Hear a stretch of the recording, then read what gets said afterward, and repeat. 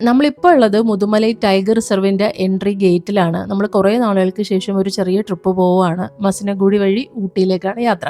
അപ്പോൾ നമ്മൾ Mudumalai tiger റിസർവിൻ്റെ gate കടന്ന് അകത്തേക്ക് കയറിയിരിക്കുകയാണ്. എല്ലാവർക്കും പുതിയൊരു വീഡിയോയിലേക്ക് സ്വാഗതം. ഞാൻ Jasmin. Welcome back to our channel. നമ്മൾ എറണാകുളത്ത് നിന്ന് രാവിലെ ഒരു 5:30 ആയപ്പോൾ യാത്ര തുടങ്ങിയതാണ്. നമ്മൾ പോകുന്ന വഴി നിലമ്പൂർ വഴിയാണ്. നിലമ്പൂർ, ഗൂഡല്ലൂർ, മുതുമലൈ, മസിനഗുഡി വഴി ഊട്ടി. എറണാകുളം മുതൽ മുതുമലൈ ടൈഗർ റിസർവ് വരെയുള്ള കാഴ്ചകൾ നമ്മളങ്ങനെ ഷൂട്ട് ചെയ്തിട്ടില്ല. പ്രത്യേകിച്ച് അങ്ങനെയൊന്നും കാണിക്കാനില്ലാത്തതുകൊണ്ട് തന്നെ നമുക്ക് മുതുമല മുതൽ വീഡിയോ സ്റ്റാർട്ട് ചെയ്യാനാണ് വിചാരിച്ചത്. അപ്പോൾ ഇനി ഏകദേശം ഒരു 3-4 മണിക്കൂർ കാട്ടിലൂടെ സഞ്ചരിച്ചിട്ട് വേണം നമുക്ക് ഊട്ടിയിലേക്ക് എത്താനായിട്ട്. ഊട്ടിയിലേക്ക് പോകാനായിട്ട് നമുക്ക് വേറെയും വഴികളുണ്ട്. നേരെ കോയമ്പത്തൂർ വഴി മേട്ടുപ്പാളയം അങ്ങനെ നമുക്ക് പോകാം. അപ്പോൾ ഈ കാട്ടിലൂടെയുള്ള എക്സ്പീരിയൻസ് നമുക്ക് കിട്ടത്തില്ല. അതുകൊണ്ടാണ് നമ്മൾ ഈ ഒരു മസിനഗുഡി വഴി ഊട്ടി നമ്മൾ പ്രിഫർ ചെയ്തത്.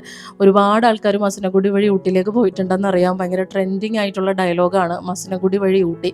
അതൊരു പ്രത്യേക ഫീൽ തന്നെയാണ്. അത് തന്നെയാണ് എനിക്കും പറയാനുള്ളത്. ഈ ഒരു പ്രത്യേക ഫീൽ അനുഭവിക്കാൻ വേണ്ടിയിട്ടാണ് നമ്മൾ ഈ വഴി ചൂസ് ചെയ്തത്.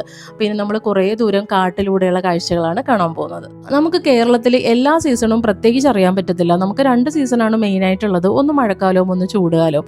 പക്ഷേ നമ്മൾ കാട്ടിലൂടെ പോകുമ്പോൾ നമുക്ക് ഈ 4 സീസണും വ്യത്യസ്തമായിട്ട് നമുക്ക് മനസ്സിലാക്കാൻ പറ്റും. കാരണം ഈ 4 സീസണിലും കാടിന് 4 തരം ഭംഗിയാണുള്ളത്. നമ്മളിപ്പോൾ പോകുന്നത് ഫെബ്രുവരി പകുതിയോടുകൂടിയിട്ടാണ്. അതുകൊണ്ട് തന്നെ ആ ഒരു പച്ചപ്പ് നിറഞ്ഞ കാട് നമുക്ക് കാണാൻ പറ്റത്തില്ല. മാത്രമല്ല ഒരു വറ്റി വരേണ്ട കാടുമല്ല നമ്മൾ കാണുന്നത്. ഇതിൻ്റെ ഇടയിലുള്ള ചെറുതായിട്ട് ഇലകളൊക്കെ പൊഴിഞ്ഞ വരൾച്ചയുടെ ഒരു തുടക്കകാലത്തിലാണ് നമ്മൾ പോകുന്നത്. അപ്പം അതിൻ്റേതായ ഒരു ഭംഗി നമുക്ക് കാടിന് ആസ്വദിക്കാൻ പറ്റും. മഴക്കാലത്ത് പോകുമ്പം അതിന് മറ്റൊരു ഭംഗിയാണ്. ഓട്ടം സീസണിൽ പോകുമ്പോൾ അതിന് വേറൊരു ഭംഗിയാണ്. നമ്മൾ സാധാരണ ഊട്ടി പോകാൻ തിരഞ്ഞെടുക്കുന്നത് കോയമ്പത്തൂർ, മേട്ടുപ്പാളയം, കൂണൂർ വഴിയോ അല്ലെങ്കിൽ കോയമ്പത്തൂർ, മേട്ടുപ്പാളയം, കൊതഗിരി വഴിയോ ആണ്.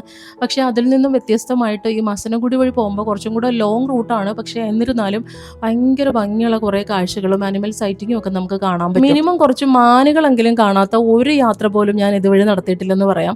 നമ്മളീ പോകുന്നത് ടൈഗർ റിസർവ് വഴിയാണ്. അതുകൊണ്ട് തന്നെ രാവിലെ 6 മണി മുതൽ രാത്രി 9 മണി വരെ മാത്രമേ നമുക്ക് ഇതിൽ കൂടെ സഞ്ചരിക്കാൻ പറ്റുള്ളൂ. പക്ഷേ രാവിലെ തന്നെ കയറുവാണെന്നുണ്ടെങ്കിൽ നമുക്ക് ആന ഉൾപ്പെടെയുള്ള ഒരുപാട് ആനിമൽസിനെ നമുക്ക് കാണാൻ പറ്റും. പക്ഷേ ഈ സമയത്ത് നമുക്ക് ആനയൊക്കെ കാണാൻ ഭയങ്കര ബുദ്ധിമുട്ടാണ്. കാരണം ഇപ്പോൾ സമയം ഒരു 12 മണിയോട് അടുത്തിട്ടുണ്ട്. അതുകൊണ്ട് തന്നെ നട്ടുച്ച വെയിലായതുകൊണ്ട് ആനകളെയൊന്നും അങ്ങനെ കാണാനുള്ള സാധ്യത കുറവാണ്. എന്നിരുന്നാലും നമ്മൾ ഭയങ്കര എക്സ്പെക്ടേഷനോട് കൂടിയിട്ടാണ് യാത്ര ചെയ്യുന്നത്. ഞാൻ നേരത്തെ പറഞ്ഞില്ലേ, കാട്ടിലൂടെ നമ്മൾ എപ്പോൾ പോയാലും നമുക്ക് പലതരം ഭംഗിയാണ് കാണാൻ പറ്റുന്നത്. നമ്മൾ ഇതുവരെ സഞ്ചരിച്ച് വന്ന ഒരു കാടല്ല നമ്മൾ ഇപ്പോൾ കാണുന്നത്. നിറയെ പിങ്ക് പൂക്കളൊക്കെ ആയിട്ട് റോഡിന് ഇരുവശത്തും കുറേ മരങ്ങൾ നമുക്ക് കാണാൻ പറ്റും. ഇതുവരെ ഞാൻ ഈ കാട്ടിലൂടെ പോയപ്പോഴൊന്നും ഇങ്ങനൊരു കാഴ്ച ഞാൻ കണ്ടിരുന്നില്ല. കൊച്ചിയിൽ നമുക്ക് ഇതുപോലുള്ള കുറേ പിങ്ക് പൂക്കൾ പിടിച്ചപ്പോൾ നമ്മളിത് കൊച്ചിയിലെ പിങ്ക് ബ്ലോസമാണ് അല്ലെങ്കിൽ ജപ്പാനെ ഉറപ്പിക്കുന്ന രീതിയിൽ കൊച്ചിയിൽ പിങ്ക് ബ്ലോസം വന്നു എന്ന് പറഞ്ഞിട്ട് കുറേ ന്യൂസും കാര്യങ്ങളൊക്കെ കണ്ടില്ലേ. ആക്ച്വലി അത് ജപ്പാനിലുണ്ടാവുന്ന ആ പിങ്ക് ബ്ലോസത്തിൻ്റെ മരം അല്ല നമ്മുടെ നാട്ടിലുള്ളത്. ഇത് വേറൊരു വെറൈറ്റിയാണ്. ആ ജപ്പാനിലെ പിങ്ക് ബ്ലോസം ഭയങ്കര ചെറുതായിട്ടുള്ള പൂക്കളാണ്. ഇത് അത്യാവശ്യം വലിയ പൂക്കളാണ്. പക്ഷേ കാണാൻ ഏകദേശം ഒരേപോലെയും ഒരേ ഭംഗിയുമാണ്. ഇങ്ങനൊരു യാത്ര ഞാനിപ്പോൾ ആദ്യമായിട്ടാണ് എക്സ്പീരിയൻസ് ചെയ്യുന്നത്. അങ്ങനെ നമ്മുടെ ആദ്യത്തെ സൈറ്റിങ് കിട്ടിയിരിക്കുകയാണ്. ഒരു കലമാൻ ഒറ്റയ്ക്ക് നിൽക്കുന്നതാണ് കാണുന്നത്. ഇനി അങ്ങോട്ട് പോകുമ്പോൾ നമുക്ക് കുറേ മാനുകളെ കാണാൻ പറ്റും. അവസാനമാകുമ്പോൾ നമ്മൾ വിചാരിക്കും ഈ കാട് നിറയെ മാനുകളാണോ എന്ന്. അത്രയധികം മാനുകൾ നമുക്ക് റോഡിന് ഇരുവശത്തും കാണാൻ പറ്റും. പക്ഷേ നിങ്ങളൊരു കാര്യം ശ്രദ്ധിച്ചോ, നമ്മൾ ആദ്യം കയറിയ കാടിൻ്റെ ഭംഗിയല്ല ഇപ്പോൾ കാടിനുള്ളത്. നമ്മൾ ഇതിന് തൊട്ട് മുമ്പ് കാഴ്ചയുടെ ആ ഒരു സാമ്യം പോലും അല്ല ഇനി അങ്ങോട്ടുള്ള കാഴ്ചയൊക്കെ കാണാൻ പോകുന്നത്. നമ്മൾ ആദ്യം കണ്ടപ്പോൾ കുറച്ച് പച്ചപ്പൊക്കെ നിറഞ്ഞ കാടാണ്. പിന്നെ ഇങ്ങോട്ട് വന്നപ്പോൾ നിറയെ പൂക്കൾ നിറഞ്ഞ കാടുകളുണ്ട്. ഇപ്പം നമ്മൾ കാണുന്നത് അത്യാവശ്യം ഉണങ്ങി വരേണ്ട കാട് തന്നെയാണ്. അതായത് മസനഗുഡി ആ ഒരു റേഞ്ചിലേക്ക് നമ്മൾ കയറിയിരിക്കുകയാണ്. അപ്പോൾ വേറൊരു ഭംഗിയാണ് കാടിനുള്ളത്. ഒരുപാട് ഇല പൊഴിഞ്ഞ മരങ്ങളൊക്കെ കാണാൻ പറ്റും. ഇതിൻ്റെ ഇടയിൽ ആനിമൽസിന് സൈറ്റ് ചെയ്യുക അല്ലെങ്കിൽ സ്പോട്ട് ചെയ്യുക എന്നുള്ളത് ഭയങ്കര ബുദ്ധിമുട്ടുള്ള കാര്യമാണ്. അതുകൊണ്ട് 2 കണ്ണും തുറിച്ച് നോക്കിയിരിക്കുകയാണ്. ഇപ്പം നമ്മൾ കാണുന്ന മാനുകളെല്ലാം തന്നെ എല്ലാവരും ഒരേപോലെ ഒരേ ഡയറക്ഷനിൽ നിന്നിട്ട് 2 ചെവിയും കൂർപ്പിച്ച് നിൽക്കുന്ന ഒരു കാഴ്ചയാണ് കാണുന്നത്. അതും എല്ലാവരും ലൈനായിട്ടാണ് നിൽക്കുന്നത്. എന്തോ ഒരു അലാം കോൾ കേൾക്കുന്നുണ്ടായിരുന്നു. നമുക്ക് ക്യാമറയിൽ അത് കിട്ടിയില്ല, നമ്മളും അത് കേട്ടു. ആക്ച്വലി കുരങ്ങന്മാരും അല്ലെങ്കിൽ പക്ഷികളൊക്കെ ഈ മാനുകളെ പിടിക്കുന്ന ആനിമൽസ്, അതായത് കടുവ പോലുള്ള ആനിമലൊക്കെ വരുമ്പം ഇവർക്കുള്ളൊരു അലാം കോളായിട്ട് ഇതിങ്ങനെ കൊടുക്കാറുണ്ട്. അങ്ങനത്തെ ഒരു അലാം കോളാണ് കേട്ടിരിക്കുന്നത്. പക്ഷേ നമുക്ക് കുറച്ച് നേരം ഇവിടെ വെയിറ്റ് ചെയ്യാനുള്ള ഒരു സംഭവം ഇല്ല. കാരണം കാട്ടിലൂടെ നമ്മൾ ഓടി പൊയ്ക്കൊണ്ടേ ഇരിക്കണം. വണ്ടി നിർത്തുകയോ വണ്ടിയിൽ നിന്ന് ഇറങ്ങാനോ പാടില്ല. ടൈഗർ റിസർവ് ആയതുകൊണ്ട് പ്രത്യേകിച്ചും. അതുകൊണ്ട് തന്നെ നമുക്കങ്ങനെ വെയിറ്റ് ചെയ്യാൻ പറ്റില്ല. നമ്മൾ വണ്ടി മുന്നോട്ടേക്ക് പോവുകയാണ്. മുന്നോട്ടേക്ക് പോകുമ്പം ഒരു മരത്തിൻ്റെ ഇടയിൽ കുറേ മാനുകളെ കാണാം. അങ്ങനെ ഇതുപോലുള്ള കുറേ സെറ്റിങ്ങൾ നമുക്ക് കാണാൻ പറ്റും. ഈ ഉണങ്ങി വരേണ്ട കാടുകളായതുകൊണ്ട് തന്നെ ഇവരെ സ്പോട്ട് ചെയ്യാൻ കുറച്ച് ബുദ്ധിമുട്ടാണെന്ന് മാത്രം.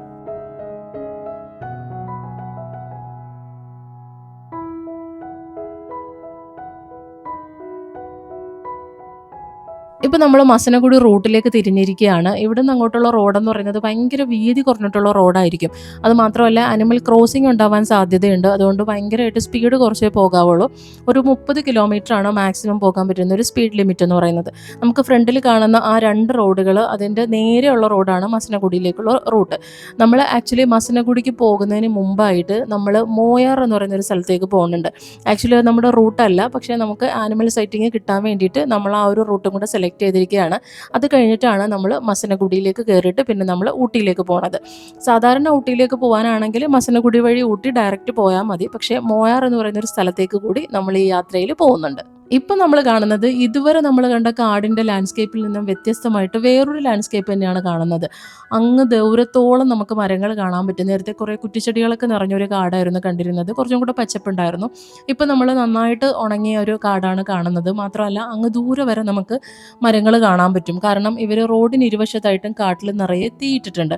ഈ തീയിടുക എന്ന് പറഞ്ഞാൽ കൺട്രോൾഡ് ബേണിംഗ് അല്ലെങ്കിൽ പ്രിസ്ക്രൈബ്ഡ് ഫയർ എന്നാണ് ഇതിൻ്റെ പേര് പറയുന്നത്. അതായത് വേനൽക്കാലത്ത് ഇങ്ങനെയുള്ള തീ ഇടുന്നത് ഒരുപാട് നല്ല കാര്യങ്ങൾക്ക് വേണ്ടിയിട്ടാണ്. ഇങ്ങനെ തീയിട്ട് കഴിഞ്ഞാൽ വേനൽ മഴ പെയ്യുമ്പോഴോ അല്ലെങ്കിൽ മഴക്കാലം ആകുമ്പോഴോ ഈ തീയിടുന്ന സ്ഥലങ്ങളിൽ പുതിയ കുറേ പുല്ലുകൾ വരും, നല്ലൊരു പച്ചപ്പ് വരും. അപ്പോൾ അത് മാനുകൾക്കും ഈ കാട്ടുപോത്തിനൊക്കെ നല്ലൊരു ഭക്ഷണമായിരിക്കും.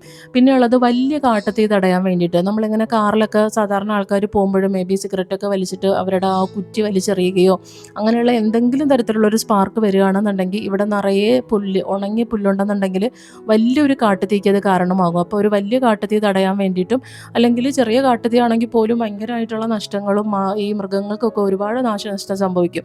അപ്പോൾ അങ്ങനെ വരാതിരിക്കാനും വേണ്ടിയിട്ടാണ് ഇങ്ങനെ ഒരു കൺട്രോൾഡ് ബേണിംഗ് എന്ന് പറയുന്ന ഒരു സംഭവം ചെയ്യുന്നത്. അപ്പോൾ നമുക്ക് വേനൽക്കാലത്ത് കാട്ടിലൂടെ പോകുമ്പോൾ, പ്രത്യേകിച്ച് ഈ Mudumalai tiger reserve, Bandipur tiger reserve പോലെയുള്ള കാട്ടിലൂടെ പോകുമ്പോൾ നമുക്ക് ഇതുപോലുള്ള കൺട്രോൾഡ് ബേണിംഗ് എന്ന് പറയുന്ന സംഭവം കാണാൻ പറ്റും. മസനഗുഡി ടൗൺ എത്തുന്നതിന് മുമ്പായിട്ട് ലെഫ്റ്റിലേക്ക് നമുക്കൊരു ടേണിംഗ് വരുന്നുണ്ട്. ആ ടേണിങ്ങിലൂടെയാണ് നമുക്ക് മോയാറിലേക്ക് പോകേണ്ടത്.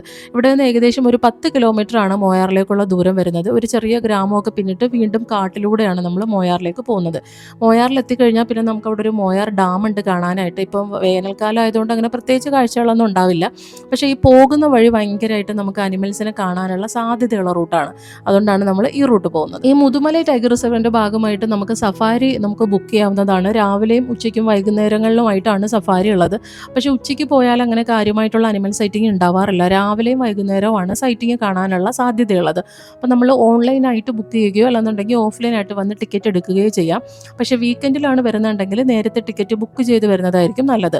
അപ്പോൾ മുതുമലൈ ടൈഗർ റിസർവിൻ്റെ സഫാരിയിൽ 3 റൂട്ടുകളാണ് സാധാരണ ഉള്ളത്. അതിൻ്റെ അകത്തുള്ള 2 റൂട്ടിലും നമുക്ക് പ്രൈവറ്റ് വണ്ടിയിൽ പോകാൻ പറ്റും. അതിൻ്റെ അകത്തുള്ള ഒരു റൂട്ടാണ് ഈ മോയാർ റൂട്ട് എന്ന് പറയുന്നത്. അപ്പോൾ ഇതിലേക്കൂടെ നമുക്ക് സഫാരി വെഹിക്കിൾസ് പോകുന്നത് കാണാം. ബസ്സും ഉണ്ട്, പിന്നെ ജീപ്പും ഉണ്ട്. നമ്മുടെ മുന്നിലായിട്ട് ജീപ്പ് സഫാരി പോകുന്നത് കാണാം. അപ്പോൾ ആക്ച്വലി നമ്മൾ ഈ ജീപ്പിൻ്റെ ബാക്ക് പിടിച്ച് പോവുകയാണ്. കാരണം ഇങ്ങനെ സൈറ്റിംഗ് ഉണ്ടെന്നുണ്ടെങ്കിൽ ജീപ്പ് ഡ്രൈവേഴ്സിന് എന്തായാലും അറിയാൻ പറ്റും. അവർ അതിൻ്റെ അകത്തിരിക്കുന്ന യാത്രക്കാരോട് പറയുകയും ചെയ്യും. നമ്മുടെ മുന്നിൽ പോകുന്ന ജീപ്പിൽ 2 സായിപ്പും മദാമയാണ് ഇരിക്കുന്നത്. അപ്പോൾ അവരോട് എന്തായാലും അവർ പറയും അനിമൽ സൈറ്റിംഗ് ഉണ്ടെങ്കിൽ. അപ്പോൾ നമ്മൾ ഈ ഒരു ജീപ്പിന് ബാക്കിലായിട്ടാണ് പോകുന്നത്. അപ്പോൾ നമുക്കും അധികം ബുദ്ധിമുട്ടില്ലാതെ അനിമൽസ് ഉണ്ടെങ്കിൽ കാണാൻ പറ്റും. നമ്മുടെ കണക്കുകൂട്ടലുകളൊന്നും തെറ്റിയില്ല എന്ന് പറയാം. നമ്മൾ ആദ്യമായിട്ട് കരടിയെ കണ്ടിരിക്കുകയാണ്. ഇതൊരു മരത്തിൻ്റെ മുകളിലിരുന്ന് ആശാൻ കായകൾ കഴിക്കുകയാണ്. നമ്മൾ പോകുന്ന വഴിക്ക് റോഡിന് ഇരുവശത്തായിട്ട് ഒരുപാട് ഇതുപോലുള്ള മരങ്ങളുണ്ട്. അപ്പോൾ അതിൻ്റെ അകത്ത് ചെറിയ ചെറിയ കായകളുണ്ട്. അപ്പോൾ മരത്തിൽ കയറി ഇരുന്ന് കായകൾ കഴിക്കുകയാണ്. അത്യാവശ്യം വലിയ കരടിയാണ്. പക്ഷെ നല്ല വെയിലുള്ളത് കൊണ്ടും പിന്നെ മരത്തിന് അത്യാവശ്യം നല്ല ഇലകളുള്ളത് കൊണ്ടും നമുക്ക് കറക്റ്റായിട്ട് അങ്ങോട്ട് കാണാൻ പറ്റുന്നില്ല. പക്ഷെ ചെറുതായിട്ട് നമുക്ക് ഇലയുടെ ഇടയിൽ കൂടെ കാണാം. ഞാൻ ആദ്യമായിട്ടാണ് കാട്ടിലൂടെ പോകുമ്പം ഒരു കരടിയെ കാണുന്നത്.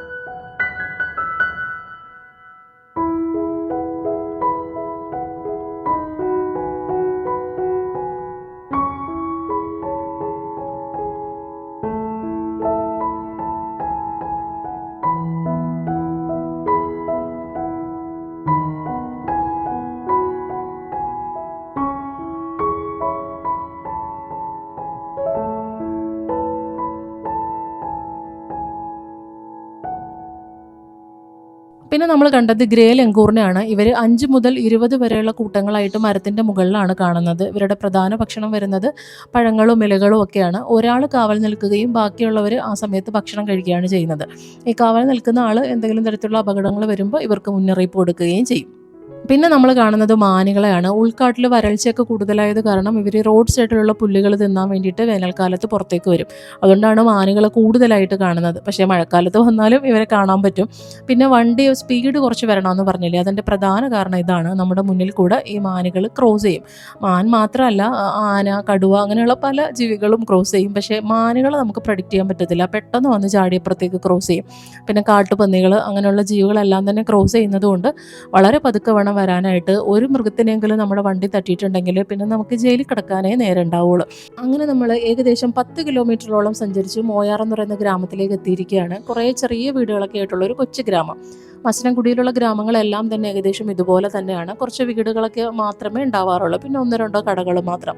അപ്പോൾ നമ്മളൊരു നല്ലൊരു ലാൻഡ്സ്കേപ്പ് ഉള്ളൊരു ഗ്രാമത്തിലേക്കാണ് വന്നിരിക്കുന്നത്.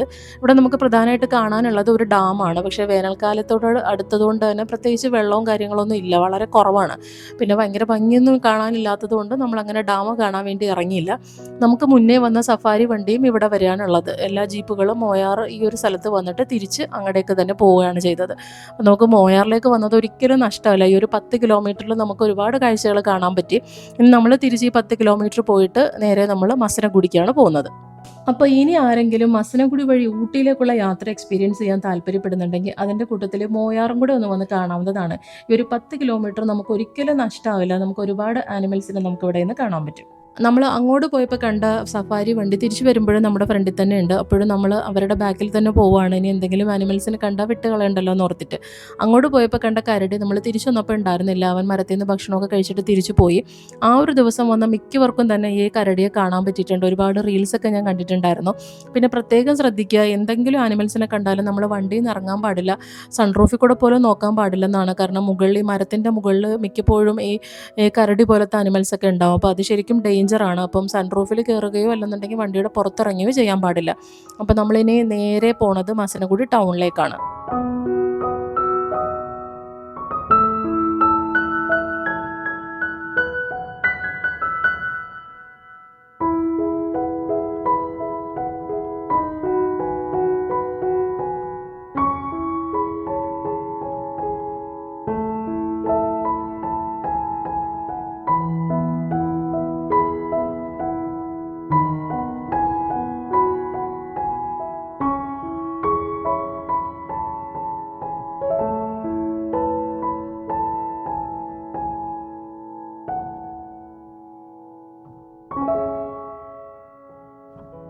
നമ്മൾ വരുന്ന വഴിക്ക് ഒരു ചെറിയ അമ്പലമുണ്ട്. അവിടെ ഉത്സവം നടക്കുകയാണ്. അപ്പോൾ അതിൻ്റെ ഭാഗമായിട്ടുള്ള അന്നദാനമുണ്ട്. അന്നദാനത്തിന് വേണ്ടി ആൾക്കാർ ക്യൂ നിൽക്കുകയാണ്. പിന്നെ നമ്മൾ ഈ ഒരു റൂട്ട് വരുമ്പോൾ ശ്രദ്ധിക്കേണ്ട കുറച്ച് കാര്യങ്ങളുണ്ട്. നിലമ്പൂർ ഗൂഡല്ലൂർ ടൗണിൽ നിന്ന് എവിടെന്നെങ്കിലും നമ്മൾ ഫുൾ ടാങ്ക് പെട്രോൾ അടിക്കുക. മാത്രമല്ല ഈ കാട്ടിലൂടെ വരുന്നത് കൊണ്ട് തന്നെ നമുക്ക് ഭക്ഷണത്തിനുള്ള ഒരു വകുപ്പും ഉണ്ടാവില്ല, ഒരു കടകളും ഇല്ല. അപ്പോൾ ആവശ്യത്തിനുള്ള വെള്ളവും ഭക്ഷണവും കയ്യിൽ കരുതിയിരിക്കുക. പിന്നെ മസനഗുഡി വന്നാൽ മാത്രമേ നമുക്ക് എന്തെങ്കിലും കഴിക്കാനുള്ള ഒരു ഓപ്ഷൻ ഉള്ളൂ. അപ്പോൾ മസനഗുഡിയിൽ നിന്ന് വേണമെങ്കിൽ നമുക്ക് ലഞ്ച് കഴിച്ചിട്ട് പോകാവുന്നതാണ്. കുട്ടികളുണ്ടെങ്കിൽ അവരുടെ സ്നാക്സും കാര്യങ്ങളൊക്കെ കരുതുക. പിന്നെ അത്യാവശ്യം നല്ല കണ്ടീഷനായിട്ടുള്ള വണ്ടിയിൽ വേണം വരാനായിട്ട്. കാരണം നമ്മൾ കാട്ടിൽ പെട്ടുപോയാൽ ഒന്നും ചെയ്യാൻ പറ്റത്തില്ല, നമുക്ക് വേറൊരു ഹെൽപ്പും കിട്ടത്തില്ല. ഫോറസ്റ്റുകാർ വന്നാലും നമ്മളെ വണ്ടി അവിടെ ഇടേണ്ടി വരും. അതുകൊണ്ട് ആ കാര്യങ്ങളും ശ്രദ്ധിക്കുക. പിന്നെ ഈ ഒരു മസനഗുഡി ടൗണിൽ നിന്ന് തന്നെ ഏകദേശം ഒരു 1.5-2 മണിക്കൂറിനടുത്ത് ഊട്ടിയിലേക്ക് യാത്രയുണ്ട്. അത് 36 ഹെയർപിൻ ബെൻഡുകൾ കയറി വേണം പോകാനായിട്ട്. അവിടെയും കടകളൊന്നും തന്നെ ഉണ്ടാവില്ല. അപ്പോൾ ആവശ്യത്തിനുള്ള ഭക്ഷണവും വെള്ളവും പെട്രോളും ഉണ്ടായിരിക്കണം. ഇപ്പം നമ്മൾ മസനഗുഡിയിൽ നിന്ന് ഊട്ടിയിലേക്കുള്ള യാത്രയാണ്. ഏകദേശം ഒരു 2 മണിക്കൂർ നേരം കാട്ടിലൂടെ സഞ്ചരിച്ച് വേണം നമുക്ക് ഊട്ടിയിലേക്ക് എത്താനായിട്ട്. നമ്മൾ ഇത്ര ദൂരം കാട്ടിലൂടെ വന്നൊരു ലാൻഡ്സ്കേപ്പ് അല്ല ഇപ്പം നമ്മൾ കാണുന്ന കാടിന്. കുറച്ചും കൂടെ പച്ചപ്പ് നിറഞ്ഞ, കുറച്ചും കൂടെ അങ്ങിങ്ങായിട്ട് മരങ്ങൾ കാണുന്ന, മൃഗങ്ങളൊക്കെ ഉണ്ടെങ്കിൽ നല്ല വ്യക്തമായിട്ട് കാണാൻ പറ്റുന്ന ഒരു കാടാണ് ഇപ്പം നമുക്ക് കാണാൻ പറ്റുന്നത്. മാത്രമല്ല അങ്ങ് അകലെയായിട്ട് വെസ്റ്റേൺ ഗട്ട്സിൻ്റെ ഭാഗമായിട്ടുള്ള നീലഗിരി കുന്നുകൾ നമുക്ക് കാണാൻ പറ്റും. അങ്ങ് അകലെയായിട്ട് മലകളും പിന്നെ കണ്ണത്താ ദൂരത്തോളം കാടുകളും അതിൻ്റെ നടുക്കൂടുള്ള ഒരു ചെറിയ റോഡും. പിന്നെ ഈ കാടിൻ്റെ പ്രത്യേകത എന്ന് പറയുന്നത് ഒരുപാട് പല നിറത്തിലുള്ള മരങ്ങളുള്ള കാടും കൂടെയാണ്. അപ്പോൾ വേനൽക്കാലത്തൊക്കെ വരികയാണെന്നുണ്ടെങ്കിൽ നമുക്ക് പല കളറിലുള്ള ഇലകൾ കാണാൻ പറ്റും. മഞ്ഞ, ഓറഞ്ച്, പച്ച, അങ്ങനെയുള്ള ഒരു കാടിനൊരു പ്രത്യേക ഭംഗി നമുക്ക് കാണാൻ പറ്റും. സാധാരണ നമ്മൾ മൂന്നാറിലേക്ക് പോകുമ്പോൾ കോതമംഗലത്തിൻ്റെ പാലം എത്തുമ്പോൾ നമ്മൾ പറയാറില്ലേ ഇത് മൂന്നാറിലേക്കുള്ള ഒരു കവാടമാണെന്ന് പറയാറില്ലേ. അതുപോലെ തന്നെ ഈ മസനഗുഡി വഴി ഊട്ടിയിലേക്ക് പോകുമ്പം ഈ കാണുന്ന ഒരു പാലവും ഈ ഒരു ഏരിയയും ശരിക്കും ഊട്ടിയിലേക്കുള്ള ഒരു കവാടം എന്ന് പറയാൻ പറ്റും. ഭയങ്കര ബ്യൂട്ടിഫുൾ ആയിട്ടുള്ളൊരു സ്ഥലമാണിത്. ഇവിടെ കുറേ ആനിമൽ സൈറ്റിങ് സാധാരണ ഉണ്ടാവാറുണ്ട്. പക്ഷെ നമ്മൾ വന്നത് ഏകദേശം ഒരു 2-3 മണി സമയത്തായതുകൊണ്ട് തന്നെ ഭയങ്കര വെയിലാണ്. അതുകൊണ്ട് തന്നെ മൃഗങ്ങളൊന്നും തന്നെ നമുക്ക് കാണാൻ പറ്റിയില്ല.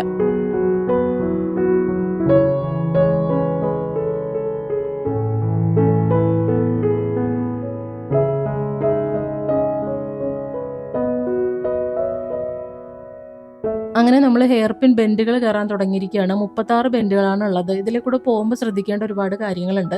നമുക്ക് മസനഗുഡി വഴി ഊട്ടിയിലേക്ക് മാത്രമേ ഇങ്ങനെ കയറി പോകാൻ പറ്റുള്ളൂ. അല്ലാതെ ഊട്ടി വഴി തിരിച്ച് നമുക്ക് ഈ ഒരു വഴി വരാൻ പറ്റില്ല. അത് കംപ്ലീറ്റ് ആയിട്ട് നിരോധിച്ചിരിക്കുകയാണ്, പ്രത്യേകിച്ചും അന്യസംസ്ഥാന വാഹനങ്ങൾക്ക്. തമിഴ്നാട് രജിസ്ട്രേഷൻ കടത്തി വിടുമായിരിക്കും, പക്ഷേ നമുക്ക് കേരള കർണാടക വാഹനങ്ങളൊക്കെ ആണെങ്കിൽ ഊട്ടിയിൽ നിന്ന് തിരിച്ച് ഈ വഴി ഇറങ്ങാൻ പറ്റത്തില്ല. അതിനുള്ള പ്രധാന കാരണം ഈ ഒരു വഴി എന്ന് പറഞ്ഞാൽ ഭയങ്കര കുത്തനെയുള്ള കയറ്റങ്ങളും ഇറക്കങ്ങളും ഉള്ളൊരു വഴിയാണ്.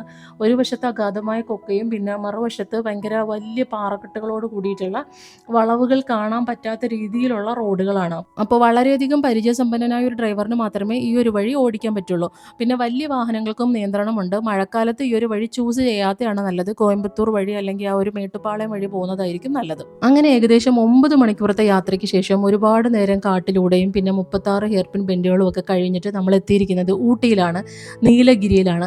എപ്പോഴും ഊട്ടിയിലേക്ക് വരാൻ പ്രേരിപ്പിക്കുന്ന എന്തോ ഒരു മാജിക് ഊട്ടിക്കുണ്ടെന്ന് എനിക്ക് തോന്നിയിട്ടുണ്ട്. എനിക്ക് ഏറ്റവും കൂടുതൽ ഇഷ്ടപ്പെട്ട ഒരു ഡെസ്റ്റിനേഷനുകളിൽ ഒന്നാണ് ഊട്ടി. നമുക്കിങ്ങനെ ദൂരെ നിന്ന് കുറേ വീടുകൾ ഇങ്ങനെ കാണാൻ പറ്റും. അത് ഊട്ടിയിലെ മെയിൻ ടൗണാണ്. ഒരുപാട് വീടുകൾ ഇങ്ങനെ പെട്ടി പോലെ അടുക്കി വെച്ചിരിക്കുന്നത് കാണാം. ഒരുപാട് കൃഷിസ്ഥലങ്ങൾ തട്ടായിട്ട് തിരിച്ചിരിക്കുന്നതും അതിൻ്റെ അകത്ത് വെള്ളം നനയ്ക്കുന്നതും ഒക്കെ കാണാം. എന്തോ ഒരു ഭംഗിയാണ് ഊട്ടിക്ക്. നമ്മളങ്ങനെ കയറി വരുമ്പോൾ ഇവിടെ ഒരു ചായക്കടയും ഇവിടെ ഒരു വ്യൂ പോയിന്റും കാര്യങ്ങളൊക്കെ ഉണ്ട്. ഇവിടെ നിന്ന് നമുക്ക് അങ്ങ് ദൂരെയുള്ള ഊട്ടീനെ നമുക്ക് കാണാൻ പറ്റും. അപ്പോൾ നമ്മുടെ ഇന്നത്തെ വീഡിയോ ഇവിടെ അവസാനിക്കുകയാണ്. പക്ഷേ നമ്മുടെ ഈ യാത്ര ഇവിടെ അവസാനിക്കുന്നില്ല. നമ്മൾ വന്നിരിക്കുന്നത് ഊട്ടി കാണാൻ വേണ്ടിയിട്ടാണ്. സാധാരണ ഊട്ടിയിലേക്ക് വരുന്നവർ കാണുന്ന കുറച്ച് സ്ഥലങ്ങളല്ലാതെ നമുക്ക് കുറച്ച് ഡിഫറെൻ്റ് ആയിട്ടുള്ള സ്ഥലങ്ങൾ കാണാമെന്നാണ് ഇപ്രാവശ്യം പ്ലാൻ ചെയ്ത് വന്നിരിക്കുന്നത്. ഞാൻ ഒരുപാട് വട്ടം ഊട്ടിയിൽ വന്നിരിക്കുന്നത് കൊണ്ട് തന്നെ ഒരുപാട് സ്ഥലങ്ങൾ കണ്ടിട്ടുമുണ്ട്. അപ്പോൾ ആ യാത്രയിലൊന്നും കാണാത്ത കുറച്ച് ഹിഡൻ ആയിട്ടുള്ള ജെം ആയിട്ടുള്ള സ്ഥലങ്ങൾ കാണാമെന്നാണ് വിചാരിക്കുന്നത്. അപ്പോൾ ഇനി നമ്മുടെ അടുത്ത വീഡിയോ വരുന്നത് ഊട്ടി എക്സ്പ്ലോർ ചെയ്യുന്ന വീഡിയോ ആണ്. ഒരുപാട് വട്ടം ഊട്ടിയിൽ വന്നവരും കാണാത്തതായിട്ടുള്ള കുറേ ഹിഡൻ പ്ലേസസ് ഊട്ടിയിലുണ്ട്. അതായിരിക്കും നമ്മുടെ അടുത്ത വീഡിയോയിൽ കാണാൻ പോകുന്നത്. അപ്പോൾ ഇന്നത്തെ വീഡിയോ എല്ലാവർക്കും ഇഷ്ടപ്പെട്ടു എന്ന് വിചാരിക്കുന്നു. മസനഗുഡി വഴി ഊട്ടിയിലേക്ക് ഒരു യാത്ര പ്ലാൻ ചെയ്യുന്നവർക്ക് ശരിക്കും ഉപകാരപ്രദമാകുന്ന രീതിയിലാണ് ഞാൻ ഈ വീഡിയോ ചെയ്തിരിക്കുന്നത്. നിങ്ങൾക്ക് വീഡിയോ ഇഷ്ടപ്പെട്ടു എന്നുണ്ടെങ്കിൽ വീഡിയോ ഒന്ന് ലൈക്ക് ചെയ്യുക, നിങ്ങളുടെ അഭിപ്രായങ്ങൾ താഴെ കമൻറ്റ് ചെയ്യുക. ഇതുവരെയും ഈ ചാനൽ സബ്സ്ക്രൈബ് ചെയ്യാതെയാണ് കാണുന്നുണ്ടെങ്കിൽ ചാനൽ സബ്സ്ക്രൈബ് ചെയ്തേക്കുക. അപ്പോൾ നമുക്ക് അടുത്ത വീഡിയോയിൽ കാണാം. ബൈ.